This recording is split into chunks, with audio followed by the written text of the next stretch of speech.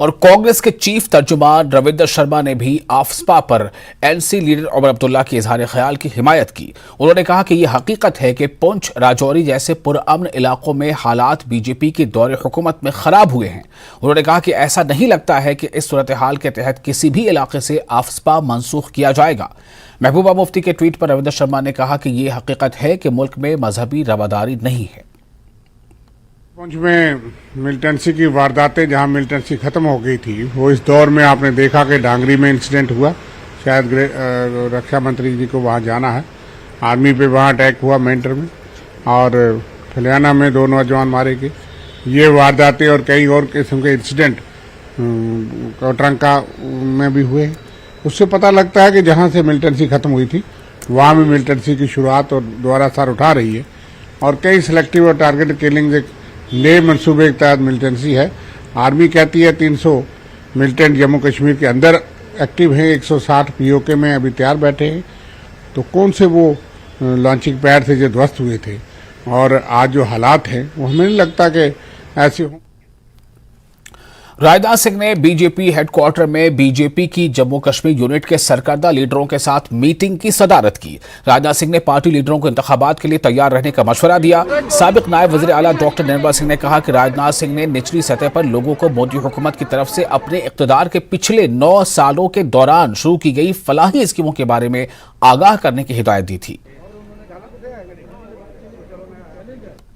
प्रमुख कार्यकर्ताओं से उनका बैठना हुआ, हार्ट टू हार्ट बात की है। सभी उन्होंने जानकारी ली और आगे किस तरीके से प्रधानमंत्री नरेंद्र भाई मोदी सरकार की योजनाएं उनको किस प्रकार से आगे हम पहुंचाया जाए। महीने का तो हमने जो किया है, महीने का तो जो महाअभियान है, उसके बाद भी पूरे साल हम जाएं, लोगों तक जाएं और लोगों तक अचीवमेंट्स को बताएं। ये उन्होंने जो है हमें डॉक्टर साहब, जो बात हुई है, उन्होंने वहां जो प्रेस कॉन्फ्रेंस में कहा कि असेंबली के इलेक्शंस की कब होंगे इसका तो पता नहीं, लेकिन जाहिर तौर पर अब चुनौतियां आगे हैं। म्युनिसिपल पोल्स हैं, उसके लिए प्रोसेस शुरू हुआ। और 2024 की, अगर अमित शाह जी यहाँ पे आए थे, उन्होंने भी कहा था कि 2024 के लिए आपको भी बोला होगा आज इन्होंने कि 2024 के लिए तैयार रहना, तो उसके लिए क्या स्ट्रैटेजी आप अपनाओगे? देखिए, 2024, 23 और 24 ये जो साल है, ये इलेक्शन ईयर है।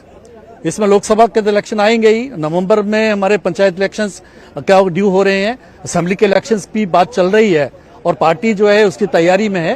तो कुल मिला के अभी हम जो है इलेक्शन मोड में है और पार्टी उसके लिए तैयार है और हर कार्यकर्ता अपनी जिम्मेवारी के साथ उसके लिए लगा हुआ है। इसी प्रकार का जो है उन्होंने निर्देश जो है राजनाथ जी ने हमें दिया। पार्टी का जो आधार जिन्होंने रखा है, अटल जी, अडवाणी जी और उसके बाद बाकी जो मुरली मनोहर जोशी जी, इसी लाइन में राजनाथ जी भी आते हैं। प्रधानमंत्री मोदी जी तो हैं ही, तो उनका जो है अनुभव के आधार पर और जम्मू कश्मीर के साथ ज्यादा उनका जो शुरू से नाता रहा है, उन्होंने बड़ी बारीकी से हमें चीजें बताई हैं कि आप जो है इस प्रकार से काम करिए, क्योंकि जम्मू कश्मीर में जो है भारतीय जनता पार्टी की सरकार है, वो उसके लिए आप मेहनत करिए इस प्रकार। लेकिन जो 2024 के इलेक्शन होने वाले हैं वो ड्यू हैं, उसके लिए भी वो कमर बस ले और अपनी तरफ से जितनी कोशिश है वो कर ले। और जो निशाना है पार्टी का कि सभी सीटों पे, 6 के 6 सीटों पे जो इलेक्शंस को जीतना है वो पूरा कर ले।